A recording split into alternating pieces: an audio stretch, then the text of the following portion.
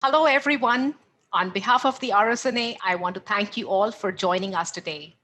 RSNA also thanks Nuance Communications for sponsoring today's webinar. My name is Dr. Anjali Agrawal, a radiology consultant at Teleradiology Solutions, and I will be moderating today's panel. This webinar is one of the many ways RSNA is reaching the radiology community to provide education and resources. Today's webinar will be recorded and available on the RSNA's YouTube page. With us today, we have Dr. John Kim, Dr. Gautam Agrawal, and Dr. Marla Samuel. Dr. Kim is a partner in Texas Radiology Associates, a physician-owned private practice. Dr. Gautam Agrawal is the Chief Information Officer and co-founder of Vision Radiology, a teleradiology practice, and is a former clinical instructor at Johns Hopkins Hospital in musculoskeletal radiology. Dr. Samuel is a pediatric radiologist in the community division at Texas Children's Hospital in Houston and associate professor of radiology at the Baylor College of Medicine. In a moment, each panelist will describe their practice in a bit more detail to give you some context for today's discussion. But first, there are a few housekeeping announcements. Here is the RSNA disclaimer statement. I'm going to pause for a second or so that you can go over the disclaimer statement.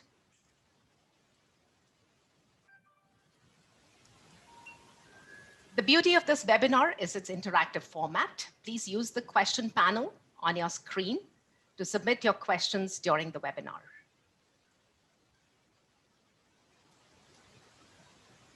The topic of today's discussion and panel is Beyond the Work List, Optimizing Imaging Workflow and Creating Equitable Distribution Among Radiologists. As we all know, the workplace dynamics of radiology reading rooms has changed with fluctuating imaging volumes, increased specialization, and competing service level agreements. Radiology departments can easily become overburdened. Many departments have incorporated remote reading to stay functional while keeping their staff, radiologists, and patients safe in the ongoing pandemic. These hybrid models of practice, including on-site and off-site radiology services, add another dimension of complexity to the radiology workflow. The ensuing discussions by our expert panelists aim to address certain aspects of the imaging workflow and various work list optimization strategies. Now, before we begin with today's discussions, we would like to get to know all of you a bit better through a few polling questions. The first question, if you had the choice of working from home or in the hospital, what would you choose?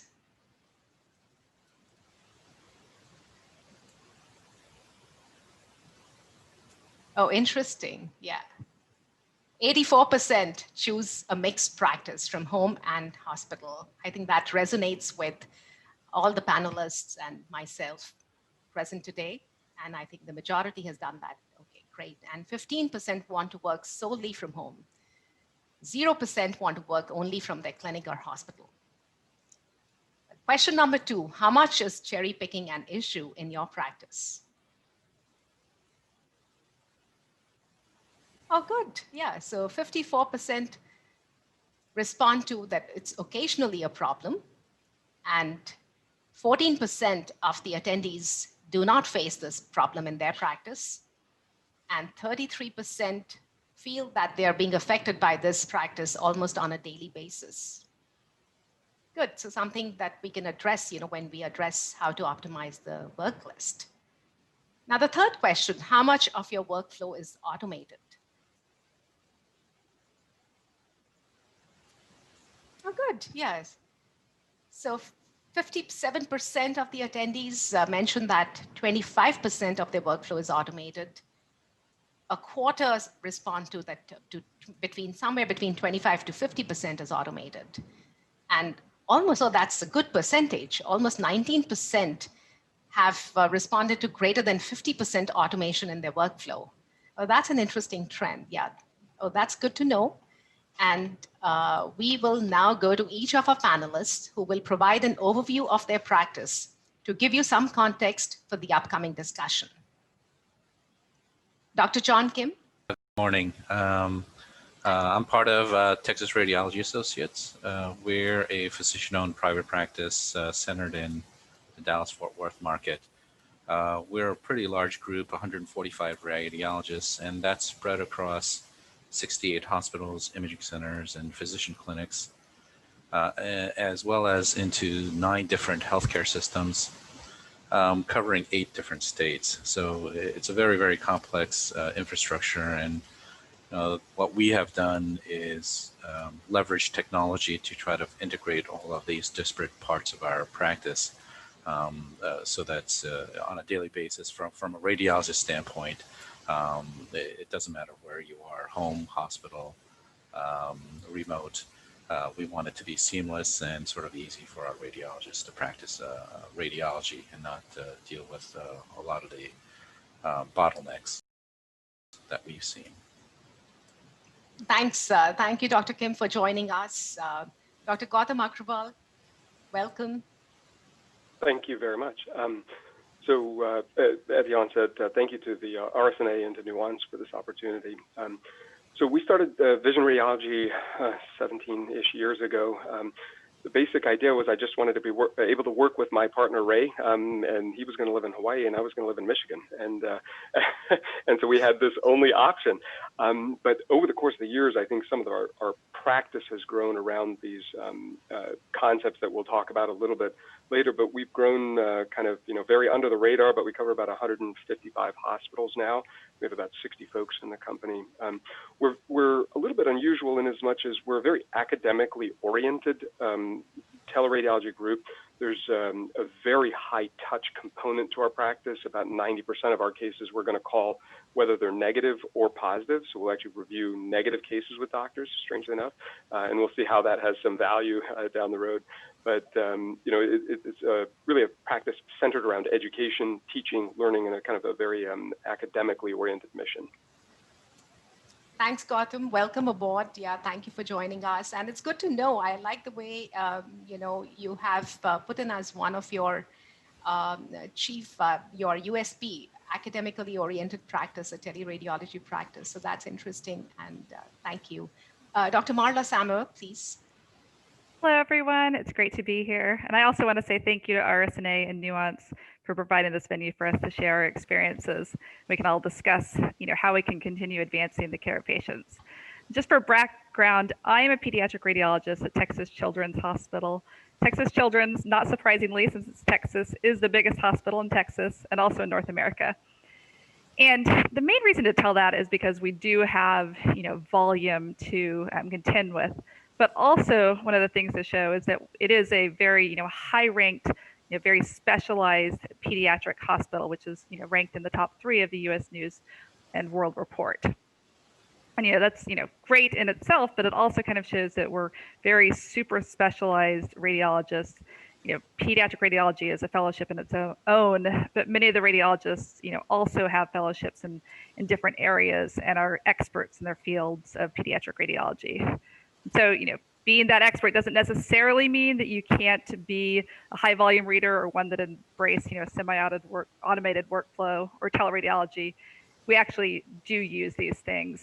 And we just want to discuss, how we were able to go to a semi-automated workflow, but maintain the super specialization that's really important in a very specialized academic radiology practice. Thanks, Marla. Thank you for joining us. I'm just going to say something briefly about my practice. And I am a consultant at Teleradiology Solutions. It's an international, global teleradiology service provider that was founded in 2002 by a radiologist, my colleague, Dr. Arjun Kalyanpur, and his pediatric cardiologist wife, Dr. Sunita Maheshwari. Currently, we are covering almost 25 countries across the globe. Over 150 hospitals, and our workforce is 40 American board certified radiologists, and there are radiologists who are trained elsewhere in India, and also 11 radiologists who are FRCR trained. to be able to offer services on a global level. The scope of practice is, of course, emergency night talk services. Apart from that, the group is also offering subspecialty reads, second opinions. We also have our in-house software developers who are working on AI tools, which are being implemented in our risk packs. And we also engage actively in research and clinical trials.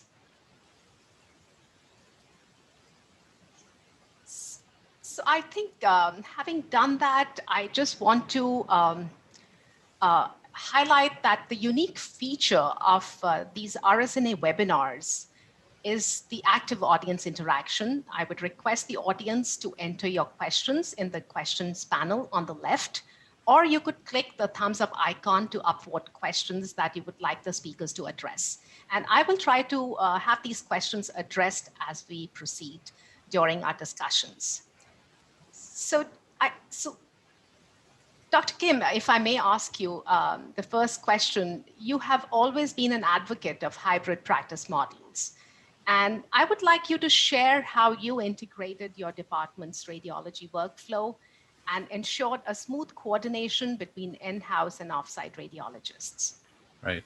I think a lot of this was accelerated by the COVID pandemic, where we didn't want to expose our radiologists in the hospitals. And so we did accelerate our teleradiology practice. We did have some, but I think right now about half of our practices is teleradiology capable. We still do need sort of boots on the ground because we do cover our hospitals for procedures and sort of that interaction consultations. But one of the things that we have done is we've developed our own RIS, our PACs, our sort of a smart unified work list that kind of disperses our cases among both in-house and remote readers, so that realistically from a radiologist standpoint, to them it's seamless where they are, what they're reading. They know who to contact, what in terms of whether they're on the hospital, inside the hospital, or remote at home. It really doesn't matter to them. Their workflow is no different. The only thing different, I would say, is in the hospitals, you do have to still do sort of the floor cases and things like that. I see. So when it comes to contacting physicians or maybe contacting technologists, is it all automated, or do the radiologists who are reading offsite, from their workstations at home, do they have to refer to a list, or is it just fed into your risk packs and all they have to do is just click a button and they get routed to the right person? So we have several different solutions depending on what the physician prefers. We do have some manual on-site assistants who can track down physicians' texts for them. We also have a Hipaa compliant texting app, and so we can immediately text with text other physicians, other radiologists. We also have an automated system, for example, in terms of tracking down certain physicians. If there's a critical result, if we put a specific code, we have some natural language processing in our dictations where they will see a critical result, will automatically contact the physician and let them know, and then back into our report document that the physician was contacted. So we do have some automation there as well. One of the things we found is not every one thing doesn't fit everybody, and so we sort of tailor to sort of the myriad radiologists that we have. Certain people practice a certain way, and we want to provide some options to all of them.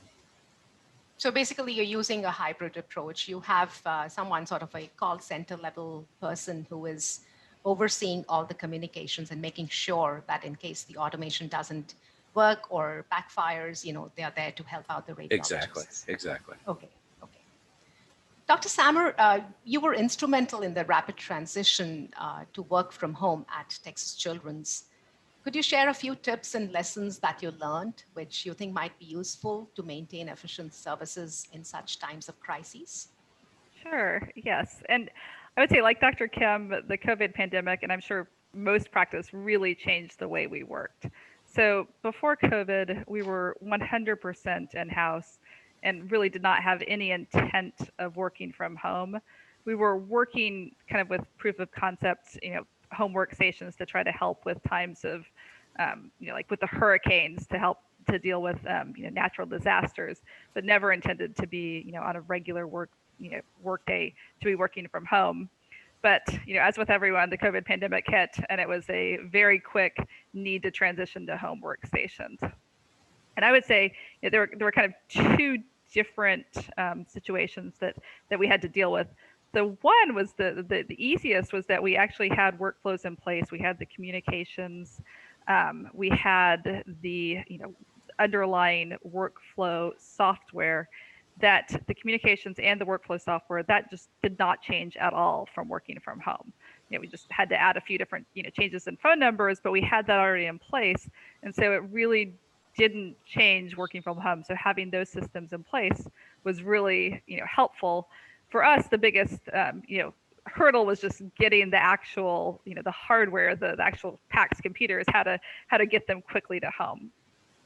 But just to describe a little bit about the communication systems, like John, we have different ways to use the communication systems, but we do have a kind of automated area with it, with software. With one click of a mouse, you can ask for a radiology assistant or other mechanism to communicate with providers, either by asking someone else, the radiology assistant, to make the phone calls, or having the radiology assistant help connect in the referring provider so that one can talk to them. And then go ahead. No, that's no, please go ahead. I was just wondering, since you're also in an academic practice, and at least from what I remembered from my residency days, we would be actively participating in the communication bit in terms of getting in touch with the referring physicians. And so how did that work out? I mean, was there a gap when you decided to move home during the pandemic? Or you always had radiology assistants to help you out with the communication? We had the radiology assistants; they were already in place. We had the software already in place which it's just on the actual computer, and it is a PACS add-on that we use. The only changes that we had to make, the main changes we had to make was adding in, making sure that every radiologist, their cell phone number was in that, the software to, show that, make sure it displayed that they were, when we work in-house, when we log into a computer, it shows the phone number of the in-house PACS workstation that we're at. And so now when we log in from home, it shows our cell phone number.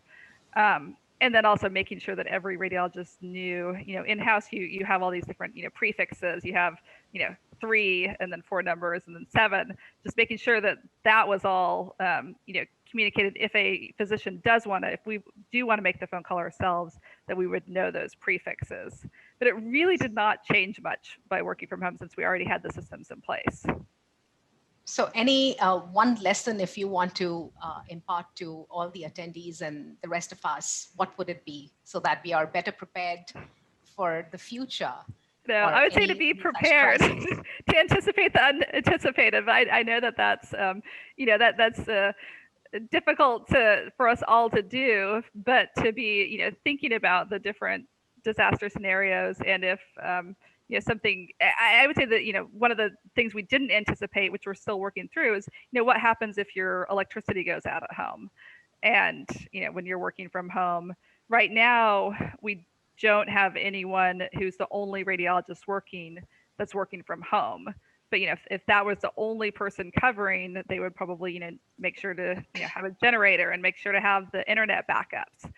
So just making sure that the worst case scenario that you are covered and ready for that. So basically build in redundancy into your systems. Yes, I would agree with that. And have maybe people on call, backup call. Correct. In case there is a shutdown. Have that pre-planned. Yeah, thank you. Gautam, since I have been doing teleradiology for as long as you have been, and what I've noticed that external teleradiology providers are really held to very high standards. So, being an external teleradiology provider, I just want you to throw some light on how you're running your operations. You said, it's very academic, and yet you have to make sure that you stay within your turnaround time, since that's a very important quality metric for teleradiology, and yet you stay efficient and effective. Right. So it's an interesting statement about efficiency, and I'll go over this because I don't think we're that efficient, honestly. I think, but there's a method to that madness, and I'll go over that in a second. But I think, we've had a very different experience than our other colleagues here, right? They've had to adapt to kind of the remote working environment. This was not much of a change for us, except we had to deal with different volumes and things like that as things kind of tamped down. But aside from that, we were kind of set up, and it gave us a little bit of proof of concept. This thing does work. It does have elasticity. It's fairly redundant, and so it was. I think for us, we got to put our system to test, and it was good. It definitely worked out, a little bit better than expected. Talking about kind of efficiency, one of the things I alluded to earlier was about discussing most of these cases with the clinician, right? And that is a terribly time-consuming and difficult process for most people. But we've gotten our systems efficient enough that typically takes me about 90 seconds or less to get a hold of the doctor on the phone directly. And so there's a little secret in that sauce, but some of it is just automated dialing systems, scripts. If you can't get a hold of the doctor, you give and provide a direct dial number back. And we do this to help some of those efficiencies. The terminology efficiency in and of itself is kind of interesting to me, right? Because if we talk about it in very, let's say, quantifiable terms, it doesn't give you the whole picture of efficiency. And I hope to kind of go into more detail on that in some of these other cases we're talking about. But efficiency for us is not necessarily RVUs per hour or the type of metrics we're frequently, put up against, right? Efficiencies for us are, did I get the right answer? And did I add value to the clinician? Speed, throughput, turnaround. But there's also other intangibles, disposition confidence, particularly in the emergency setting, right? An emergency physician, you tell them this is appendicitis or this isn't appendicitis, and they hear it from another doctor, their confidence goes up and they discharge patients. And one of the things we noted with this kind of high touch, high call, clinicians order way less cases. We've got documented data showing they order about 12.5% less cases when we come on versus either their local group or, let's say, a previous teleradiology provider. They order less consults, clinical consults, because remember, sometimes overnight, I'm the only doctor that person might talk to if it's a rural hospital. And so I think it's a different type of value added efficiency that you kind of see more on the back end, not necessarily, it seems painful up front, but it adds some efficiency to the overall. No, absolutely. I think, Gautam, I think that's a very interesting point you make, and that is critical because, as radiologists, that's how we add value. So you add value as a radiology consultant, and I think that's what you're doing in your practice by offering them opinions as to, whether this is diagnostic and there is, this is it, and there is no need for further imaging. So I think verbal communication is very important in such situations. So it's incredibly important in as much as, and I'll give you a tangible example of this, right? That happens all the time. Let's say there's a CT scan, somebody with the right lower quadrant pain, a woman, and, she's got an ovarian cyst. Lots of radiologists will go ahead and say, cannot rule out torsion in that, right? But, one, you can on the CT even, or essentially you can give them a good idea. But two, you pick up the phone and call them and say, hey, how's the patient doing? Oh, pain is resolved completely, ready to discharge. That's not a torsion case. You don't have to put those medical legal words and jargon into the report. In fact, you can do something slightly clinically different. Say, per, emergency physician spoke with them, the patient's symptoms have resolved entirely. There's no clinical suspicion for torsion. The patient can be discharged to home, right? So now I've taken 2 hours out of the patient's time and the ER's time of holding up a bed and things like that. So like we talk about efficiency, it may take me an extra 90 seconds, 2 minutes, 3 minutes to call, but I save 3 hours on the back end to the hospital system. And I think there's where some of the things don't necessarily, we may not be measuring the right metric sometimes when we talk about efficiency. We're not measuring the totality of the metric. So yeah, no, I think the outcomes are very important, and that those sometimes don't go into, when you're measuring the usual metrics for Yeah. teleradiology. I'm just going to take a few questions.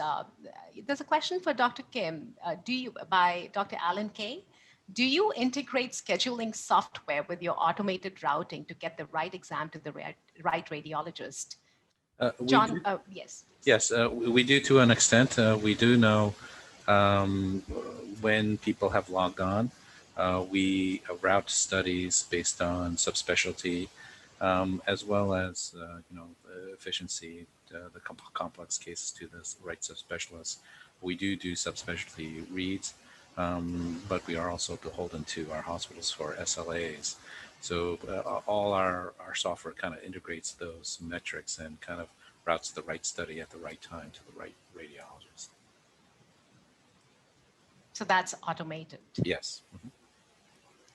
There's a question for you, Gautam, by, again, Dr. Alan Kay. 90% of all exams engender consultation. How much does that affect radiologist productivity and therefore profitability? Also, perhaps more importantly, most referring physicians do not want to talk to radiologists for normal and other straightforward or expected results. Have you noticed that in your practice, Gautam? So we have a different type of practice, I think, and so I think we're probably a very niche-oriented practice. One, it's emergency telemedicine, right? So the ER doctors frequently just really want to talk to us, and I'll relay a kind of an unusual story. I remember Ray one time was telling me this incredible story about an ER doctor. He's like, "You're not going to believe this." I pick up the phone, I call him, and he's whispering, and he's like, "Why are you whispering?" He's like, "We have an active shooter in the emergency department." And he picks up the phone to take a result. Now, you tell me, I mean, that means that these guys want to hear from their clinicians, right? And 15, 18 years ago, I was telling Ray, PACS is going to be a very double-edged sword. It gets us all these efficiencies, PACS and all these electronic and technological advances. They get us all these things, but what we lose is the clinician radiologist, right? From years ago, right? Remember, we used to talk to our clinicians every day. They used to come down for radiology rounds. How many of you guys are doing that anymore, right? And this is, we're getting more and more clinically abstracted. And I can almost promise you that if you continue to let your practices get this clinically abstracted, Nuance has got your number, Google's got your number, Analytics got your number. There's a bazillion AI companies that can produce reports, right? But where you can excel is adding clinical value, being that contact, being that human thing, because medicine is still very human, in my opinion. So. No, absolutely. I have noticed the same in my practice. We've been with certain groups for almost 17, 18 years. We recognize each other, and they're very happy. They're very confident when you actually discuss with them, and they're very thankful.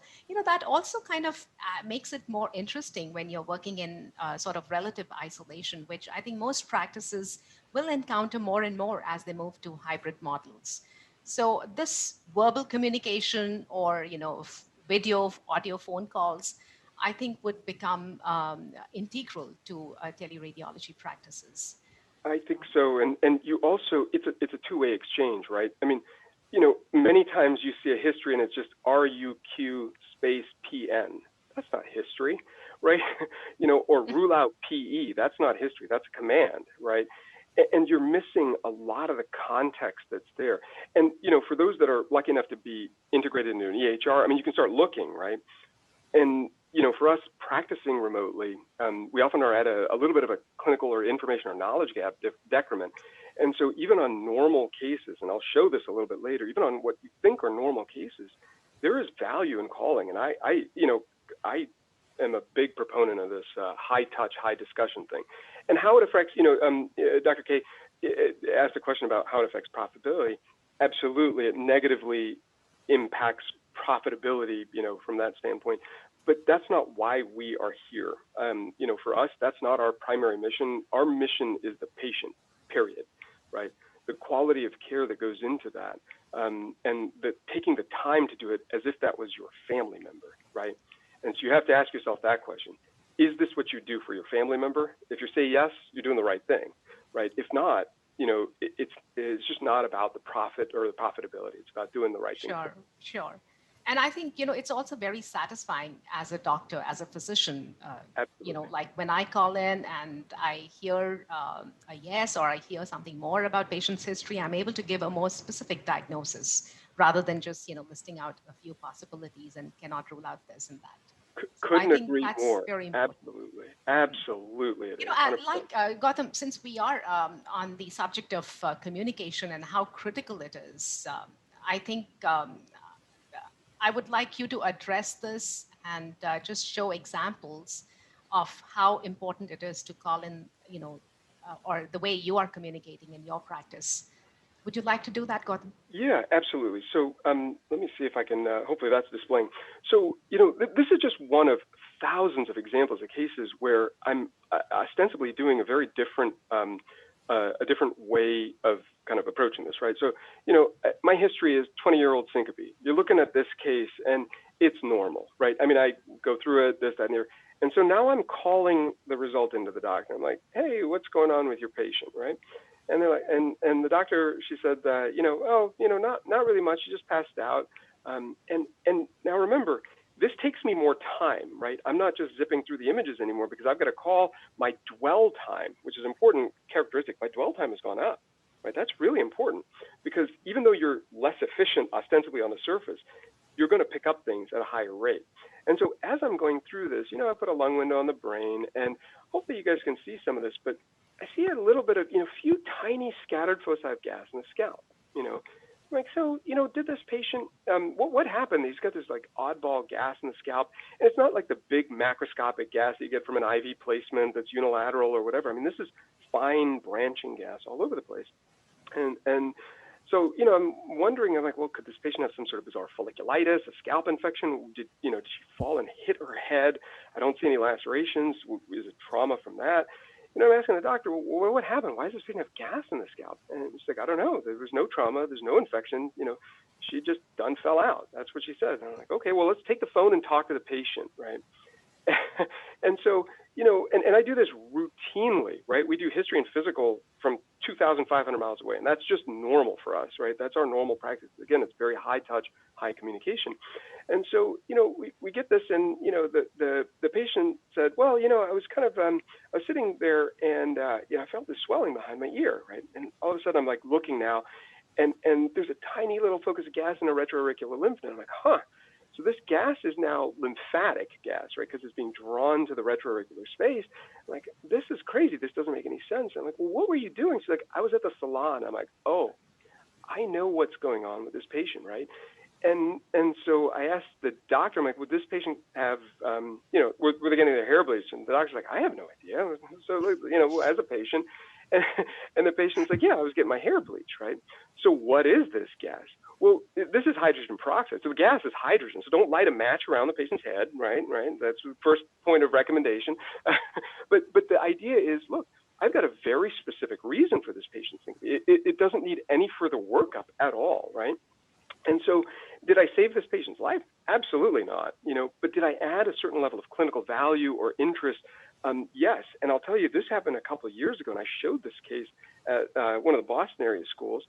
And fascinating enough, one of the MGH attendings I just spoke with a few weeks back, and he's like, I diagnosed a case of this exact same thing, hydrogen peroxide, except the guy drank it. Now he's got basically along the esophagus and the stomach. He's like, I remember your case, right? So there's a lot of downstream effects that you don't measure tangentially by your calculations on efficiency. There's a lot of knowledge that's imparted, and there's a lot of learning that goes on back and forth in this inefficient exchange. And I think it's hard to quantify it, and that's why we don't quantify it, right? Because it doesn't have these tangible values. So. Right. And I think, when you're doing emergency teleradiology or emergency radiology, one really has to strike that fine balance between maintaining a decent time and giving the right diagnosis. So that's something that we are always struggling with. And I'm sure so is everyone else, the attendees, and Gautam, you and John and Marla. So I think that's critical. I've also noticed the reverse. Sometimes the ER physicians are so busy, and when you call in, and over time, in any practice, you develop a search pattern. So even with limited history in emergency radiology or in a teleradiology practice, you can make a diagnosis, and I typically tend to call in when it's not an expected one based on history. And then the physicians are alerted to what the diagnosis is. And then, they go and examine the patient and they come back and let me know, yes, that's what it is. It is the patient did fall, and that's why you see the rib fracture and therefore the left upper quadrant pain. John, could you also tell us as to how the details of your communication workflow? Yeah, so, I know you alluded to it briefly at the beginning, but yeah, so we have a whole bunch of different options for our radiologists. I think the goal for us is, we are using technology, but technology is just a tool, and the main goal for us is to make our radiologists' lives as easy as possible. There's more pressures on our radiologists with all these demands, both on the clinical side as well as on the hospital contract side. They have to remember to put in certain verbiage in their reports just for billing. They need to be able to make the correct diagnoses and also communicate with their referring physicians. So one of the things that we have found, maybe it's just a generational change, but we found that a lot of our referring physicians prefer texting. And so that's one of the reasons why we developed a HIPAA compliant texting app that's also integrated into, it's like a chat function in our work list. And one of the things that we've seen is that they're more responsive. I think part of it is that there's not that temporal demand of a phone call. When you have to have a phone call, you have to be available, the referring physician has to be available, and both of you have to be on at the same time. Where in certain chat functions where you say what's going on with the patient, and if the physician's busy, he doesn't respond right away, and then eventually he'll get to it. And so the communication there we've seen a lot more frequent. So Gautam, is your software able to track as to whether the physician actually checked your text or what time the message was checked? Because certain cases, are critical, say an aortic rupture. I assume in those cases you would insist on calling the findings and speaking directly, or is texting also acceptable? No, for John. Yeah, everything's tracked. Yeah, everything's tracked. Yeah, timestamp tracked. We collect a lot of data, and we use that data for data analytics. We have, I believe now 6 data scientists, and again, we're doing all this to make sure that the workflow for our radiologists are as seamless as possible, and also providing that extra quality in terms of outcomes for the patient. The information that we provide is appropriate for the referring physician. So the time of communication via texting is also recorded in your PACS? That's correct. Okay, all right. There are a few questions regarding a radiology work list and workflow, and I think we will just address those questions, and I'll take the questions from the attendees. We all know that they can be organized in many ways, and we also all understand that while equal distribution of cases is pretty straightforward, it is the equitable distribution of cases that involves multiple factors. It can be quite complex, and different practices do it differently to ensure there is a fair case distribution amongst radiologists. Gautam, how do you do it in your practice? So it is kind of unique in as much as we view ourselves, our specialty is emergency radiology, right? Even though we've all done subspecialty fellowship training in something else, right? But when we're practicing almost like we're a unified bunch, right? We have a common work list, common group. Everybody sees what everybody is doing, and we go back and forth and consult, and there's tons of that that's going on a given night. So fair distribution is kind of an unusual thing for us, in as much as you just pick up the next case where you have credentials, right? And so over the course of a month, it'll average out to whatever the normal group mean is. And so Gautam, you have a common work list in your group. It's not individualized. No individualized work list. Unless the user wants to modulate their own work list, they can do all sorts of filtering and things like that. But because it's such a collaborative practice, I would be constantly going back and forth between my limited thing and my, and so, because I'm looking at cases from all sorts of places and all sorts of people, all the interesting, neat cases overnight. Anybody needs an opinion on something. Have you ever seen this? Have you ever seen that? So because of that, we have a common team-based approach to doing this. We actually, we call the list the beast, right, as it were, and we're all fighting the beast at the same time. And so we don't necessarily, you just pick up the case where that's the next one. And then post hoc, we try to do some analysis to say, hey, are people cherry picking? And we could not find that for ages, right? And qualitatively, people are like, hey, I think sometimes some people are not picking up this 89-year-old total spine, metastatic disease, 4 comparisons. They're just letting that sit. And we could, for the life of us, not see a pattern with that. But we tried one interesting experiment. And so in our PACS work list, we masked the date of birth alone. That's it. That's the only thing. And we got a 12% efficiency increase. 12% just from masking the date of birth. And, and our radiologists, I know they're not actively like cherry picking, or they're not trying to have some sort of unequal distribution, but you wonder if you're up for a break, and you're like, oh God, there's this spot. Oh, I'm just going to take my break right now, right, and get off the list, right? You don't know what it is, but something happens that the efficiency goes down. And so we try to mask a few of these things, and it's actually been very efficient for us, strangely enough. Oh, very interesting. Yeah. Marla, I'll just ask Marla the same question. Marla, how have you individualized work lists in your practice, and how have you ensured a fair case distribution? Sure, yeah, and I saw there's a question about a best-in-class workflow for Yes, tertiary yeah, hospitals. and right. Which you definitely are a tertiary hospital, and does it require a highly customized solution? So listening to fellow panelists, like, we do not have data analysts in-house. We use a commercially available product, but we do have both kind of the underlying specific exams that are supposed to be, subspecialty based. So, the very customized, the MSK Pediatric Radiology gets their images, the nuclear medicine gets theirs. And then we do have the different locations, which, when I was listening to the discussion about, not having the radiologists go into the reading rooms, we still have plenty of, physicians coming down into the reading rooms, and even going as radiologists, being able to go up to the OR, which is kind of, that's not a normal thing, but it's, we want to hold on to that as long as possible. But we do actually have quite a bit of volume. So, we have a very large volume that we need to deal with.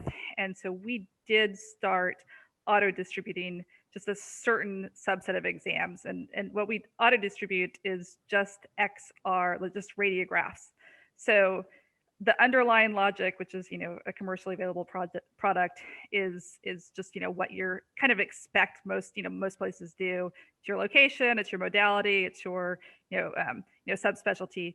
But then during kind of peak hours, we do auto distribute just radiographs. And I was going to show just a few different things about that. Let me go ahead to the slides. Please. Yes. So this is kind of the logic, which we helped develop, but now anyone can use. It's not unique to Texas Children's Hospital. So this is just an example of the different logic that the software uses. That you just choose a subset of the exams that would be distributed. Like I was saying, we don't send out all the radiographs. Some of them are too specialized for everyone to read. We can't all read different metabolic, bone surveys. And we also don't send out any stat exams to different work lists. But once it's defined in this, the source of exams, then we set up different rules as to when those exams can be sent out to the different work lists. We have it's a very light sort of touch. And it's just during the morning between 8:30 and 11:30, and the afternoon 1:30 to 4:30. That's when we distribute the exams, and it's only every 10 minutes. So if we're if someone's caught up, if we're all caught up with the work list, nothing gets sent out to the different work lists. But if we're not, then you have your primary work list, which is those filtered exams, and then you get some XR that helps you get caught up. How do you decide when to initiate auto distribution? So is someone overseeing the workflow, and then do you have a manager? No. It's written into the software. So we designed it so that it and anyone can now purchased. It's a workflow orchestration program, which can be customized. So for us, we distribute every 10 minutes, and we set the hours, 8:30 to 11:30. We have a very long lunch break. I mean, that's 11:30 to 1:30. That's Oh, God, you're lucky. yeah. I mean, you're still working, but you don't get any assigned exams. But you can change that however works best for the group. But we really have found. I was going to go one more couple. This is just kind of showing that our work lists now look like each radiologist now kind of like looks at their one work list, and it really we were very as a group there was some very concerned about assigning cases to work lists, but it really has been kind of both made us all we started out with just kind of a very small amount of exams that we distributed, and we expanded it very rapidly because we all embraced it and liked kind of knowing what your day was going to look like rather than having a really long list, just having kind of a short list, and it that's what you're responsible for. One of the other things when you're talking about the fairness, one of the big points that I would say is we started out giving every radiologist who got distributed exams, we gave them the same number of exams. So, that it would be, and it was a very small amount, but you could have up to just 20 XR. That was in addition to your regular studies. And that was, people kind of complained about that. And we changed it to focus on equity. And so now, depending on what that rotation, so if you're MSK radiologist, we expect them to read a certain number, which is different than the fetal radiologist, which is different than the the person who's assigned to ultrasound. So we have different caps based on where you are, which is in the thought of equity. And now everyone it's just part of our workflow. There's no more discussion whatsoever. But just one of the things I wanted to highlight is that we are not, and we don't want to be as radiologists everyone does the same thing. Some people their normal is to read a lot, and they're totally okay with that. And some their normal is to not read much. But by auto distributing, we're able to kind of increase the amount that everyone pitches in at least some. And so we with this kind of light touch, we're able to make us more equitable for everyone.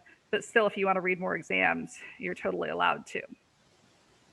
So that way you never have a huge backlog. You're always on top of your workflow. Other than between 11:30 and 1:30, but yes. Right. No, I mean, we could change that, and usually there's not, but that's kind of a priority. And we do keep up. There is someone assigned to stats, and so that's something I didn't clarify. Yeah, that's important. Someone's keeping up with the stats, but this is for the routine XR, all the we have a very large volume of radiographs on a daily basis for all the ortho clinics and stuff. This is to kind of keep up with that. John, there's a question for you by Dr. Jeffrey Unger. How do you tackle the workload and share workflow equitably? Do you distribute by RVU volumes? What output do you expect from your group members? So we don't have RVU requirements. We don't. If we do, I think it's very, very low. I think it's 45. It's not a priority to us. What we do is similar to Gautam. We want to provide that service to our hospitals, to our patients. And so we realize that there are certain things that are not RVU generating, but that are vitally important to the clinical care. And so, focusing on RVUs too much, I think, can sometimes be a detriment because you sacrifice other things that are value added. Given that, the way we distribute our workload is mainly by specialty, as well as we've programmed into our work list our SLAs with our hospitals. So we have certain SLAs, and unfortunately, most hospitals require turnaround time as a certain metric. And because of that, we distribute our list based on subspecialty, as well as when certain studies are close to their SLAs. And those are automatically distributed to the sort of the free man available type of model. And that has worked very, very well for us. And in the end, what we've seen is that overall, everything kind of evens out in the end. Because we sort of are pushing studies to our radiologists, there's certainly no risk of cherry picking. Yeah, I think, John, this is a model similar to what we have in our practice. It's not quite automated yet, but that's in the pipeline. But we do have, trained people in operations who are distributing cases. And since it's a group covering multiple hospitals, just like yours and Gautam's, it's complex, depending on which radiologist is licensed in which state and which hospital. Plus, most of us read emergency radiology. So certain studies, routine studies, everybody has to read. But the specific or more specialized examinations, like say, cranial ultrasound or fetal ultrasound, or maybe an emergent breast ultrasound, which some of us are not comfortable with reading, or a complex MRI exam. So those get routed to the subspecialty trained radiologists who are covering that shift. And our work lists are also individualized, because otherwise it can get really complicated, Marla. So just like yours, I mean, so they look manageable. At any given time, you're not lost in that work list. And we are also using automated triage, particularly for intracranial bleeds at this time. So at least those we get to right away. And of course, the distribution also takes into account whether those are stat reads like stroke cases, or critically ill patient, or say if they've received a call from a hospital for a stat read. So those all get factored into case assignment, apart from the SLA requirements and the turnaround times. There's one question for you, John. Yeah, go ahead, please. Oh, yes. I was just going to add one thing. So to be clear, I think for most workflows, what you guys are talking about with respect to automation and stuff like that, I think this is going to be necessary and critical. We have such a bizarre, unusual group and group model. I don't think it's easily replicated. Like almost everybody in our company is either one degree of separation from Ray, myself, or somebody else within the group. So we're friends, and despite being 60 radiologists, we actually all know each other. Some of these people I trained, or some of these people trained me, and so we don't have the type of dynamic problems that occur sometimes with groups that maybe don't have as insular or tight-knit relationships amongst the radiologists. So I think this is going to be, if you look at the larger context of radiology, I think these workflow distribution solutions are going to have to be in place in the future for sure. Right, yeah. I agree. While we are on the subject, there's a question by Dr. Primo. Is there a best-in-class workflow orchestration model for a tertiary hospital? Or do all practices and imaging service lines need a highly customized solution? And I mean, I would say we very much, appreciate the workflow solution that we use. And it's not, we don't have software engineers that wrote it. It's commercially available, which we find it is highly customizable within each practice. So we use it differently within the body radiology division, and it's used differently. Like the problem with body was we have all these XR radiograph studies that aren't being read, which is different than what neuroradiology had, where they were like grabbing studies. It's like as soon as a study shows up on the list, they were kind of having an overabundance. So they use their tool differently than what we use, and we found that very helpful. John, would you like to? So we did look at several of the commercially available products. We are a private practice group, and so we're sort of independent and remote from the hospitals. And if you can imagine, we cover 8 different hospital systems, many of which are competitors with each other. And so we would have had to purchase our own. And when we looked at the volumes running through those and sort of the cost, one, it was expensive, and two, even all those products, it didn't do exactly what we wanted it to do.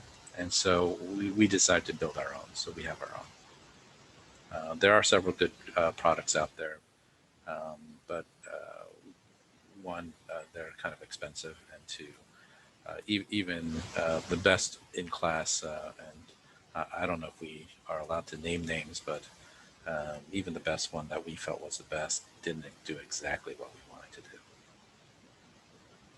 And Marla, you felt that you could sort of customize the commercially available workflow orchestration. And like I guess I understand, John, what you're saying about exactly what you wanted it to do, and I still, occasionally, like when we first considered going to the semi-automated, it didn't seem like it was exactly what we wanted, but we really wanted it to happen, and there wasn't, we just didn't even have the mechanism for doing anything else other than the commercially available product. And so we took some compromises, and it actually ended up working out probably better than the way we would have designed it ourselves. So I mean, it's just as with anything, like we all, there's no one size fits all, but what we have found, which is commercially available, works very well, even if what we anticipated wanting to do wasn't exactly what was offered initially.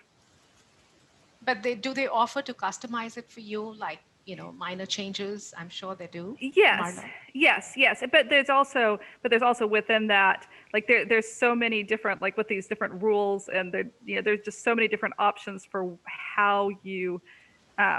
I mean, it's kind of mind-boggling, the different, like, okay, if it's done at this site, it goes, it doesn't go here. It's just, there's a lot of kind of leeway within the actual, programming, Right. that you can really get it customized based on what is already written in the code.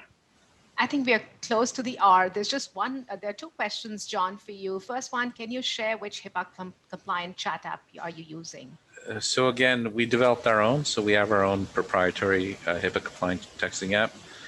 There are commercial ones available. We used to use one, but again, in terms of scale, we looked at, because you would need to provide licenses for the referring physicians as well as your own radiologists, right? Because it's a two-way street, and that can get exorbitant. And so we built our own, and we provide it free to all our referring physicians. Is it available for commercial use, John? We outside have not. Your practice? We haven't licensed it, if that's what you're asking now. Right. Yeah. One more question, John, for you. What percentage of your workflow distribution is fully handled by automation versus radiologist pulling and staff pushing, respectively? So we don't have any staff pushing anything. We do have the radiologists. There's ability for them to pull cases based on what they like. So we have specific lists, for example, and a neuroradiologist list for neuro subspecialty if they want to go into sort of hardcore neuro mode and that's all they want to read. That we have the ability to pull those type of things. It's custom made for each radiologist. But in general, I would say almost everything is either automated or radiologist driven. There's no staff pushing cases. Oh, great. Yeah, thank you. I really want to thank today's faculty, Dr. Kim, Dr. Sammer, and Dr. Gautam Agrawal for being here, for sharing your expertise, and also thank Nuance Communications for supporting today's webinar. And a big thank you for all of you for attending today's webinar. This will be available on RSNA's YouTube page. Thank you very much.